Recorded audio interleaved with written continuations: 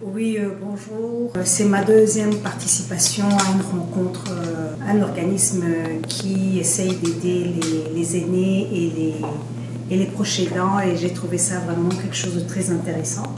La rencontre d'aujourd'hui, c'était surtout des personnes qui voulaient être membres du groupe en tant que bénévoles. Et c'était aussi mon cas parce que nos aînés, c'est toujours bien de voir comment est-ce qu'on peut les assister de différentes façons. Et dans les échanges que nous avions reçus aujourd'hui, il y avait une participante qui a soulevé quelques questions qui, pour moi, m'ont vraiment interpellée, pour dire même un peu choquée, dans le sens où elle est résidente dans un immeuble pour aînés.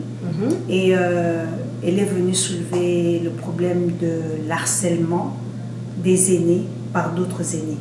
Absolument. Alors, je veux que vous développez un peu dans ce sujet. Est-ce que vous trouvez que c'est quelque chose qu'on a déjà entendu ailleurs ou qu'est-ce que ça interpelle chez vous, le harcèlement d'un aîné par un aîné?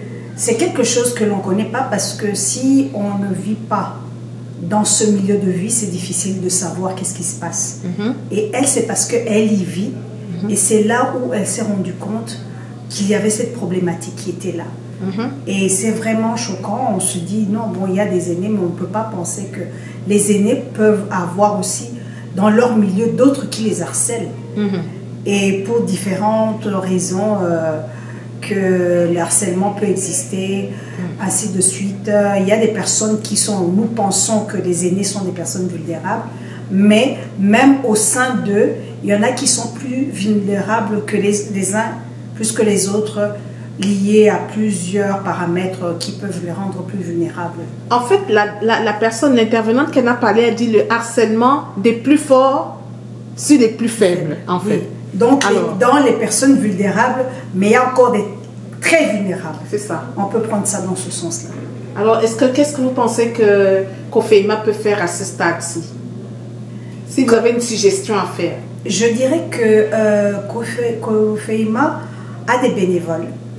Et lorsque maintenant on se rend compte qu'il y a ce genre de choses, c'est de pouvoir d'abord aller dans la documentation pour savoir qu'est-ce qui existe. Parce que ce milieu-là, il y a les harceleurs et les personnes harcelées. Si on ne connaît pas les approches, nous venons de l'extérieur, on ne sait pas qu'est-ce qui va se passer après. Alors c'est mieux de se documenter et voir comment cela a été présenté dans différents milieux et quelles ont été les approches qu'on a données afin que ce genre de problématique ne puisse plus exister dans les résidences pour personnes âgées. Très bien.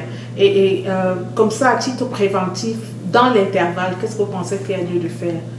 Ne serait-ce que pour lancer un appel aux aînés qui possiblement seraient harcelés par d'autres.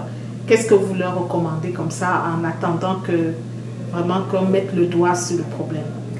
Je sais que dans les résidences pour aînés, il y a une organisatrice communautaire, il y a des organismes qui existent, mais c'est d'appeler, de parler à son proche aidant, parler tout autour de soi, parler à ses voisins, ainsi de suite. Et à ce moment-là, la problématique pourra être soulevée et de plus en plus les harceleurs se sentiront maintenant qu'on connaît leur situation. Et par rapport à ça, il peut y avoir des personnes qui encadrent les personnes âgées à différents niveaux institutionnels ou bien, je veux dire, sur le plan de la fonction publique ou bien dans les organismes. On pourra davantage attirer cette attention et voir comment est-ce qu'on peut venir à solutionner ce genre de difficultés. Très bien. Le mot de la fin? Le mot de la fin, il y a aussi notre problématique que la même participante a soulevée aussi, c'est qu'il y a le problème de la maltraitance des aînés par leurs membres de famille. À ce moment-là, c'est aussi des choses qui existent. Moi, je ne pense pas. Donc, en fait, le membre de famille qui était censé être le proche aidant est celui qui devient le bourreau. Voilà. Oui. Il y a ce côté-là qui arrive. Et c'est encore plus difficile dans le sens où c'est un membre de la famille. Donc, c'est au sein de la famille que cette situation se passe. Alors, qu'est-ce qu'il faut faire? Il faut parler tout autour de soi qui a ce genre de problème et essayer de créer des endroits d'écoute pour que les personnes puissent pouvoir dénoncer ce genre de situation. Voilà ce que je voulais partager. Merci beaucoup, Père Pétu. Oui, merci beaucoup et bonne fin de journée. Pareil.